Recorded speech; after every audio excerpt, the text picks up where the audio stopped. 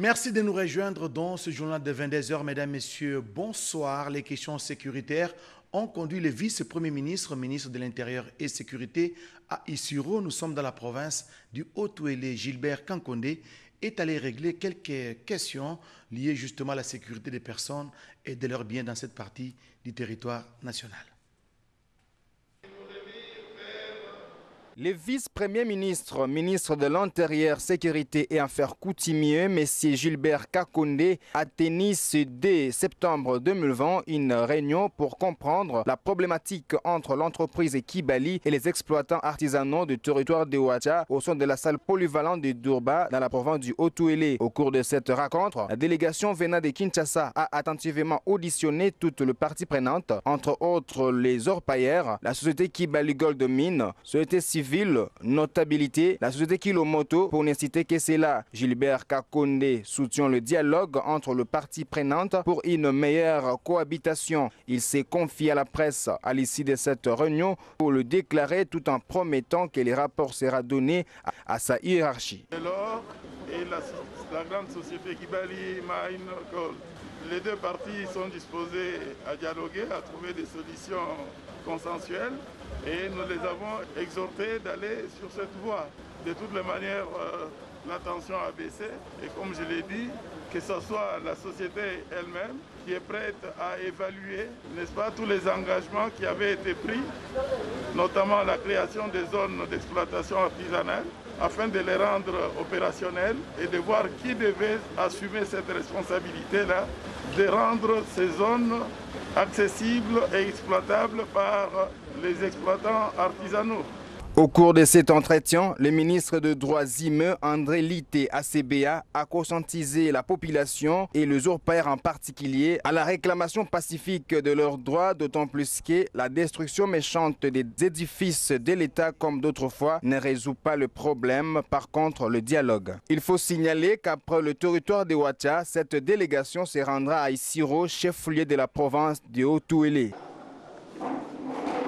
Au ministère de l'Intérieur pour dire consécutivement au communiqué officiel numéro 927 du 6 août 2020 de son Excellence, Monsieur le Vice-Premier ministre, ministre de l'Intérieur et Sécurité, Affaires coutumières, la Commission nationale des contrôles des armes légères et des petits calibres et de réduction de la violence armée rappelle tous les détenteurs d'armes d'autodéfense, des armes de chasse et des sports que l'enregistrement et les marquages de ces armes ont débuté depuis le 6 août 2020 et prendra fin le 6 novembre de la même année, contrairement aux armes des services de défense et de sécurité dont les opérations sont assurées par la Commission nationale de contrôle des armes légères et des petits calibres en collaboration avec les FARDC ainsi que la police nationale congolaise.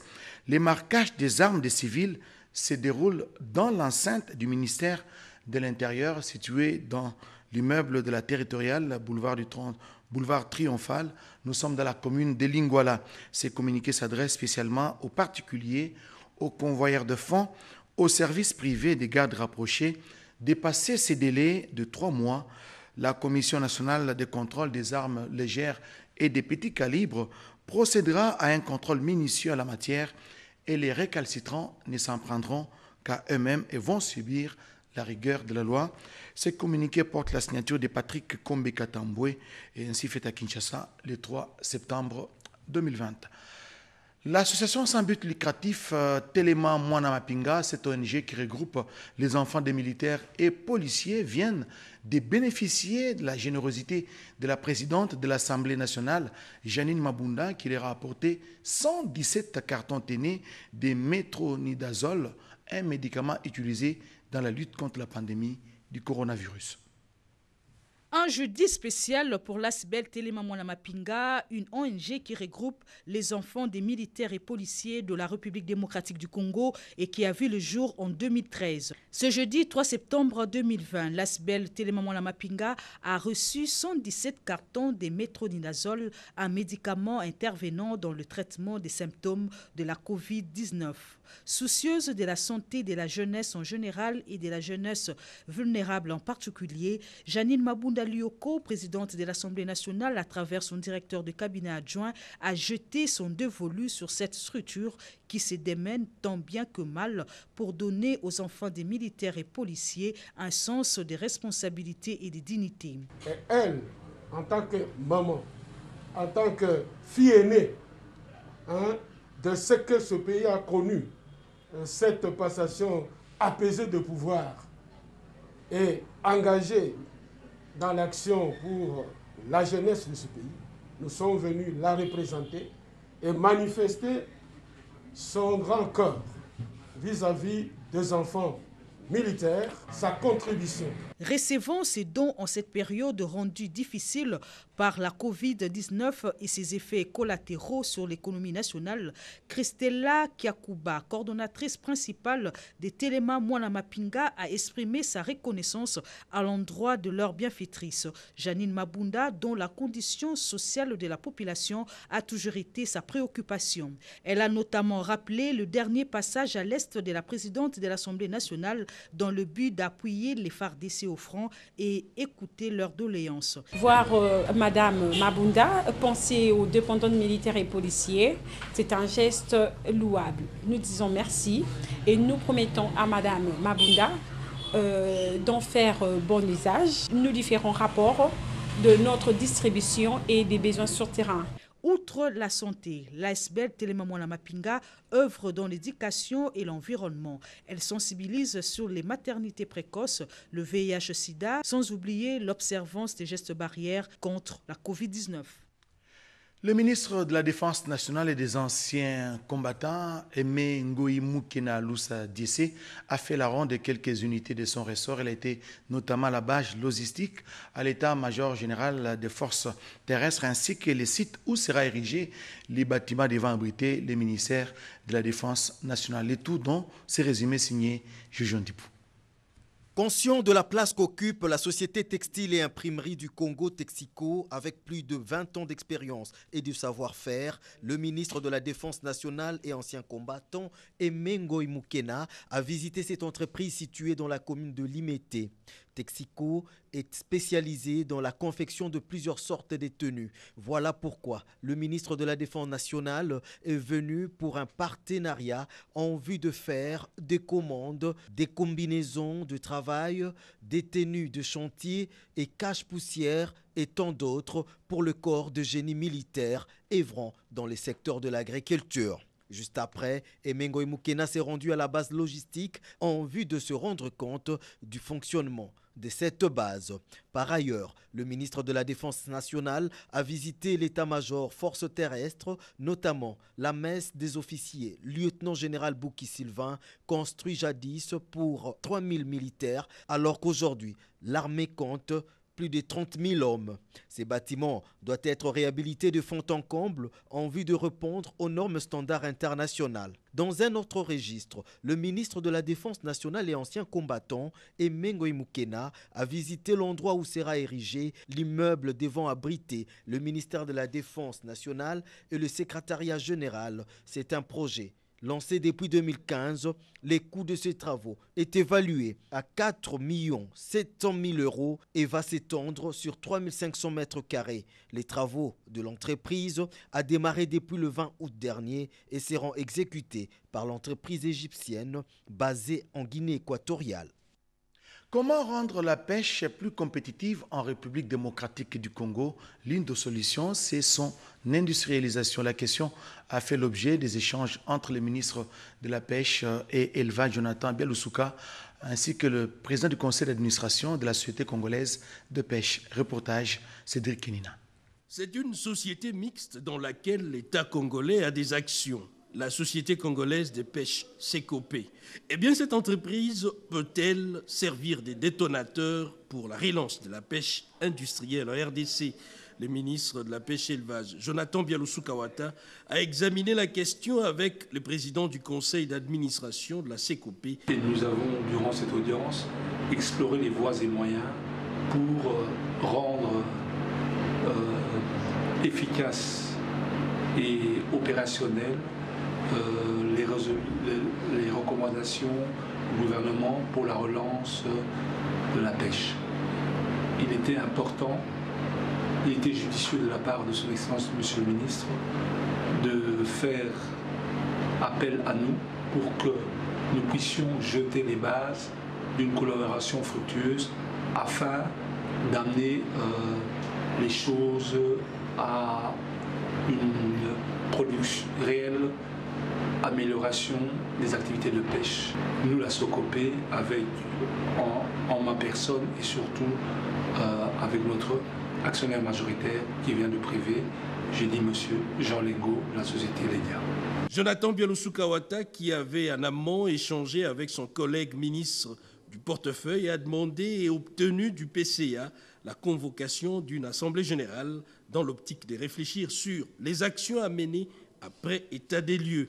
Les recommandations qui y sortiront seront portées sur la table du Conseil des ministres pour orientation à rassurer. 5 millions de dollars américains, c'est l'enveloppe que le gouvernement a allouée pour la relance des activités à la minière de Bakwanga. Comment sera géré ce fonds? Je ne vous en dis pas plus, suivez plutôt ce reportage. La société minière de Bakwanga, autrefois porteuse d'espoir et d'intérêt économique de la province du Kassai oriental, est dans un coma sur le plan social et a perdu toute sa fierté, plongeant la province dans une crise sans précédent. Vous savez que l'AMIBA, c'était la grande pourvoyeuse des fonds. À l'époque où la société fonctionnait, on déversait au moins 3,5 millions de dollars par mois, pendant qu'aujourd'hui, elle est quasiment à l'arrêt. Depuis plus de 15 ans, l'AMIBA cherche désespérément sa relance à travers de nouveaux financements pour renouveler son outil de production, payer les personnels et relancer sa production. Mais le nouveau comité de gestion, dirigé par Paulin Lukusamudjaï, enfant MIBA, multiplie des rencontres à Kinshasa pour solliciter l'appui du gouvernement. Le président est suffisamment informé et nous avons eu le temps de parcourir avec lui toutes ces difficultés. Pourquoi, alors que les efforts sont déployés avec l'accompagnement du chef de l'État, Félix-Antoine Tshisekedi Tshilombo, et du gouvernement, certains nostalgiques de l'AMIBA se recrutent dans les officines obscures pour saper le travail qu'abat le comité Lukusa en propageant de fausses informations dans l'opinion pour décourager le personnel. Et comme si cela ne suffisait pas, l'AMIBA est victime de pillage de ce qui lui reste. Paulin Lukusa condamne ces comportements antipatriotiques. À Mbujimaï, il y a des gens qui cherchent à tout casser. C'est-à-dire qu'on pousse des gens à venir vandaliser, à poser des actes de sabotage. On a volé par exemple le transformateur de la station de pompage de la laverie d'Issélé. C'est-à-dire qu'on condamne cette laverie à ne pas pouvoir fonctionner lorsqu'on va reprendre les activités. Le patron de l'AMIBA rappelle tous les personnels dans un esprit de cohésion à ne pas se laisser distraire par les ennemis du peuple kassaïen, car le bout du tunnel est proche. Au personnel MIBA, nous voulons dire ceci. Il faudra garder bon espoir parce que la nouvelle volonté politique qu'affiche le président de la République, c'est de veiller au social. Le peuple d'abord. Ce qui signifie quoi? Nous devons obtenir les moyens que nous recherchons pour pouvoir veiller au social du personnel, payer que le personnel ne s'agite pas trop parce que nous sentons qu'il y a des mains noires derrière. Même souhait de la délégation syndicale. En tant que syndicaliste, ce que je peux dire au personnel, c'est de leur demander la patience. Parce que nous avons beau attendu pendant des années pour avoir ces 5 millions, ce n'était pas une mince affaire. Maintenant que nous l'avions, je pense que cela ne dépend pas tellement de nos dirigeants de l'AMIBA, mais plutôt du gouvernement. Alors nous demandons aux travailleurs de prendre patience. Dès que nous avons cet argent, la priorité serait la paye. Retour à Kinshasa, un film sera bientôt produit sur le parcours professionnel du docteur Jean-Jacques Muyembe Tanfoum, l'homme qui a beaucoup tant lutté contre la pandémie du coronavirus et l'épidémie d'Ebola. Suivez plutôt ce reportage de Lopez Kakouba. Partout sur les grands écrans, le parcours du professeur Jean-Jacques Muyembe, vu par Hollywood. Connu pour son travail dans la lutte contre la maladie à virus Ebola, ce virologue congolais, des renommées internationales, sera immortalisé. En ce jour sur le sol congolais, les acteurs américains, conduits par Richard Timothy Jones, ont échangé la semaine dernière avec le chef de l'État, Félix-Antoine Tshisekedi, sur le projet. Pour matérialiser ce projet, descente dans la ville de Kikwit, première ville de la RDC et de l'Afrique en général, terrassée par l'épidémie d'Ebola en 1995, avec un taux de mortalité de 85%. Dans cette délégation, le professeur Muyembe, les acteurs américains, le docteur Anissé Kipassa, déclencheur de l'alerte, docteur Isabelle Lumbwe, à l'époque étudiante en médecine à l'université de Bandundu, qui a joué un rôle important dans la surveillance et à la recherche active de cas dans la communauté, ainsi que de Marie-Claire Fouello, alors à l'Organisation mondiale de la santé. Sur place à Kikwit, toute la délégation a été reçue par le maire de la ville avant de visiter tous les sites répertoriés dont le diocèse, le couvent des sœurs où les malades étaient mis en quarantaine, l'université et l'hôpital général de Kikwit, le laboratoire ainsi que les sépultures des victimes d'Ebola 1995. Eric Kassongo, initiateur du projet, veut à travers ce film immortaliser cet événement mais aussi vendre les compétences de la République démocratique du Congo et ses prouesses dans la lutte contre les épidémies dont l'un de ses fils a fait preuve. Ce que la ville de Kikwit doit attendre, c'est simplement que nous allons l'honorer. Nous allons présenter ce que la province a vécu. Nous allons essayer de faire rayonner à la mémoire de toutes ces vies qui ont été perdues à cause du virus. Nous allons présenter ce qui s'est passé et comment la province a réussi quand même à contenir et à finalement réussir de vaincre ce virus. Les acteurs américains et congolais feront partie du tournage pour la réalisation de ce film 25 ans après. Cantonnage manuel dans la province du Kwilu, la question était au cœur des échanges entre le ministre du Développement rural et une délégation des députés provinciaux. Guy Mikulu a par la suite discuté avec les représentants pays de la Banque africaine de développement sur l'exécution du projet ProAder, tout dans ce résumé de Rodé Panda. Une rencontre au-delà des simples civilités, les députés provinciaux du Kwilu, en mission de travail dans la capitale Kinshasa, sont venus voir le ministre du Développement rural Guy Mikulu Pombom, qui est l'un de leurs, pour avoir été doublement élu à la députation provinciale comme à la nationale avant d'être élevé au gouvernement central. Quelques préoccupations à soumettre à celui qui s'occupe de l'amélioration des cadres et conditions de vie des Congolais pour le développement étaient sur la table. Comment fonctionne le cantonnage manuel? Comment les élus à la base ou l'ensemble de la population doivent-ils s'impliquer? Sont là les interrogations présentées au patron du développement rural, en plus de la problématique de l'électrification rurale et l'eau potable. Dans sa réponse à ses visiteurs, Guy Mikulu Pombo a rappelé que le Kwilu a plus de 1000 km de routes de dessert agricole pour la première phase du cantonnage manuel, sans compter près de 3700 km de routes locales prises en charge, soit par FONER, soit par les partenaires. Voilà qui a réjoui les élus provinciaux du Kwilu. Nous sommes en train de mener les démarches dans le cadre du collectif des députés provinciaux de la RDC pour venir voir le ministre du Développement rural pour ce qui concerne seulement la province du Kwilu. Le ministre du Développement rural, les routes de dessertes agricoles, l'électricité rurale, c'est lui l'eau potable dans nos villages. Nous sommes venus le voir pour lui présenter notre cahier de charges, afin qu'il nous associe aussi dans tout ce qu'il est en train de faire. Nous sortons de cette audience très satisfaits. Nous l'avons félicité pour son élévation. Cette félicitation-là doit aussi au chef de l'État, Antoine Félix Tshisekedi. Recevez les félicitations des élus provinciaux du Kwilu. Les rôles des députés provinciaux ou de l'ensemble de la population, a souligné Guy Mikulu Pombom, c'est l'appropriation des travaux, c'est-à-dire accompagner en assurant les suivis et les contrôles. La gestion, c'est l'affaire des services techniques, notamment l'OVDA. Avec le représentant et directeur pays de la BAD, Donakoussa, rien à filtrer. Mais on peut deviner que le lancement du projet ProAder, en remplacement de PADIR, était au centre de ces échanges. Les personnes vivant avec handicap ont des droits et devoirs qui nécessitent d'être respectés. Alors comment les défendre? Une conférence débat a mis la ministre déléguée aux affaires sociales en charge des personnes vivant avec handicap et autres vulnérables face à l'association des femmes avocates. Commentaire Betty Amani. Au cours d'une conférence débat sur le thème « Lèvons-nous pour défendre le droit de personnes vulnérables », la ministre déléguée aux affaires sociales en charge de personnes vivant avec handicap et autres vulnérables, Maître Irène Isambo Diata, explique la défense des droits des personnes vulnérables. En effet, la ministre a orienté son exposé par rapport à son intervention au gouvernement, axée sur 3 points, notamment la notion de vulnérabilité. Parce que voulant intervenir sur la défense des personnes, les cadres légaux de protection et de promotion de droits des groupes vulnérables et quelques innovations que cela implique. Cette notion mérite d'être comprise à 2 niveaux. Le premier niveau, c'est la vulnérabilité conjoncturelle. Ici, il s'agit de la vulnérabilité qui atteint une personne par rapport à une circonstance et d'ailleurs qui est passagère.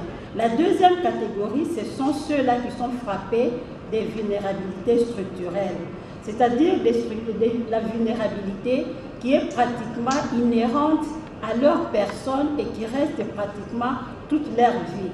C'est le cas des personnes vivant avec handicap, les cas des personnes vivant avec albinisme, des peuples autochtones, pygmées, etc. Elle a indiqué qu'au niveau international et régional, il y a d'instruments juridiques internationaux et régionaux qui traitent le droit de ces vulnérables, d'où le pays de Félix Tshisekedi Tshilombo n'a pas droit à négliger la protection et la défense de vulnérables. Cette conférence débat a été organisée par l'Association des femmes avocates du Congo. 1500 agents de l'administration publique vont rentrer à l'école. Ils vont suivre une formation professionnelle. Des modules et plans de formation sont en pleine élaboration. Un atelier de 2 semaines a été lancé aujourd'hui par la ministre de la fonction publique, José Baïtombo.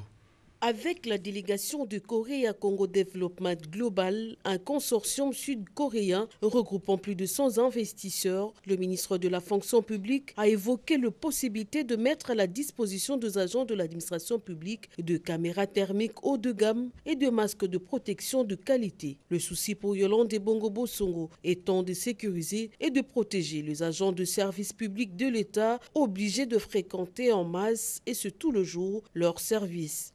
Aujourd'hui, nous allons parler de l'économie. On ne parle de l'économie que lorsque les agents, les personnes sont en bonne santé. Donc, l'état de santé des travailleurs, c'est aujourd'hui un cheval de bataille de Mme Yolande. Les conditions ne sont pas très compliquées. D'abord, c'est le besoin.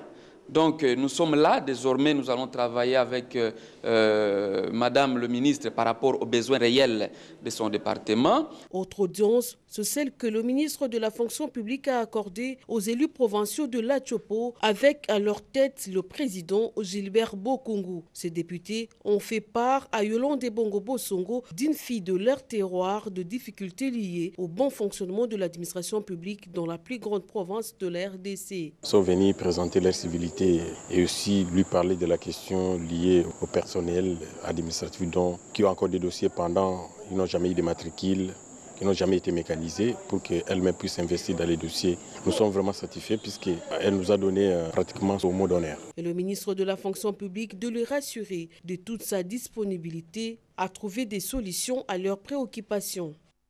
Vous l'avez suivi, c'est toute une série d'activités que la ministre de la fonction publique a déployées aujourd'hui, notamment en accordant une audience aux élus de l'Atchopo. Un marché moderne va bientôt voir les jours dans la province de Mai-Ndombe. Le gouverneur, à titre intérimaire, a lancé les travaux de construction de ces marchés.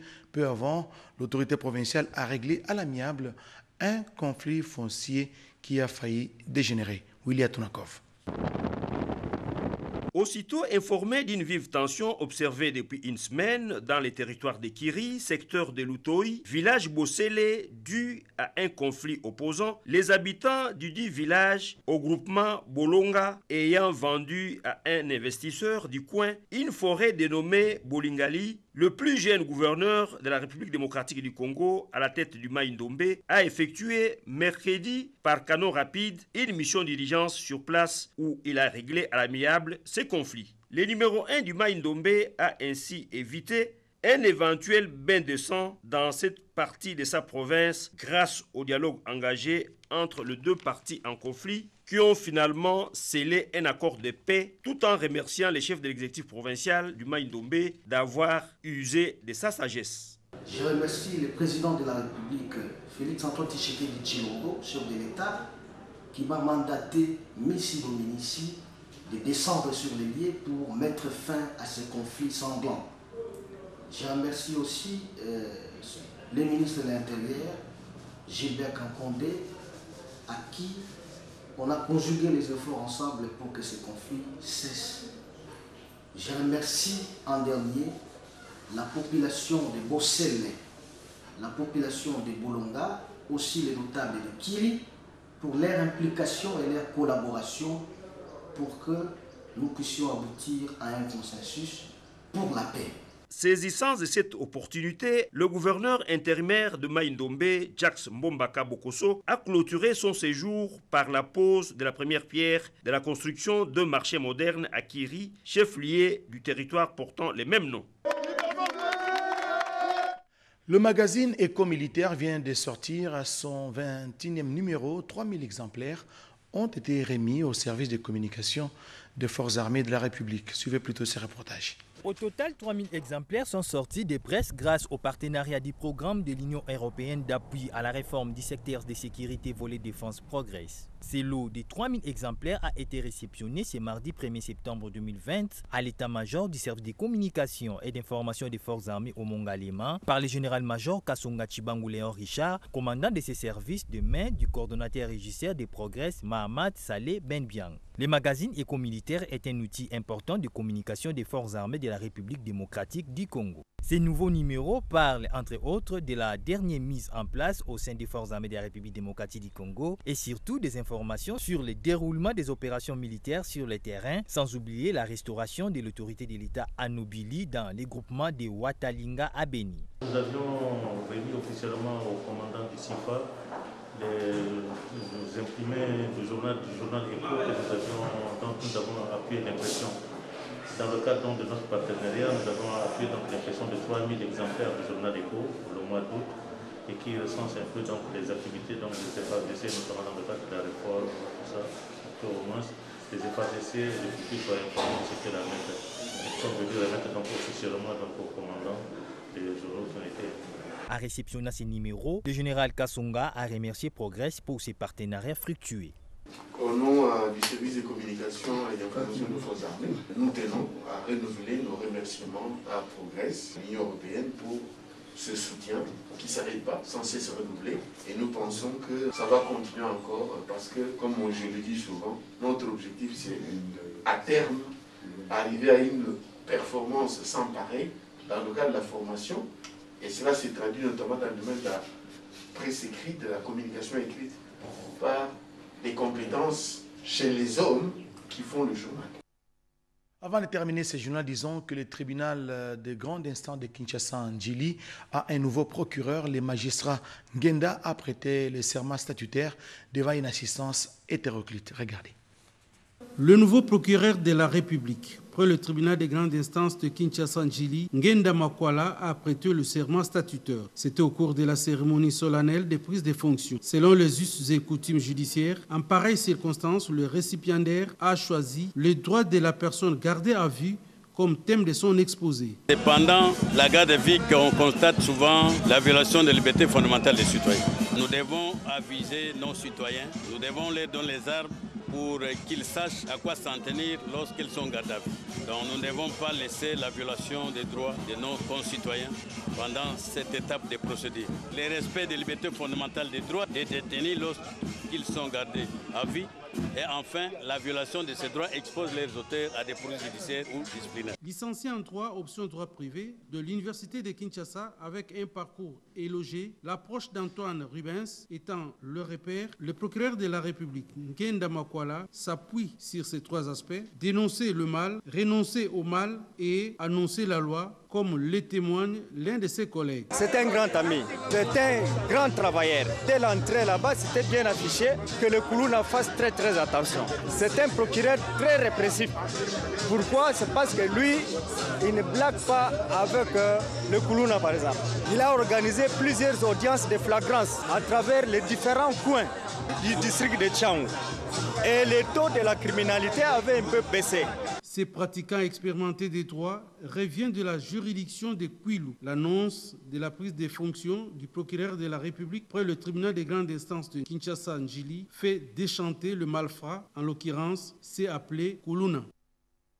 En tout cas, tous les Koulouna et malfrats sont avertis. Mesdames, Messieurs, ce journal se termine par ici. Prochain rendez-vous avec la rédaction française, c'est tout à l'heure à 0h dans une présentation signée Nadine Kilosho Mastadjabou. Excellente soirée à tous.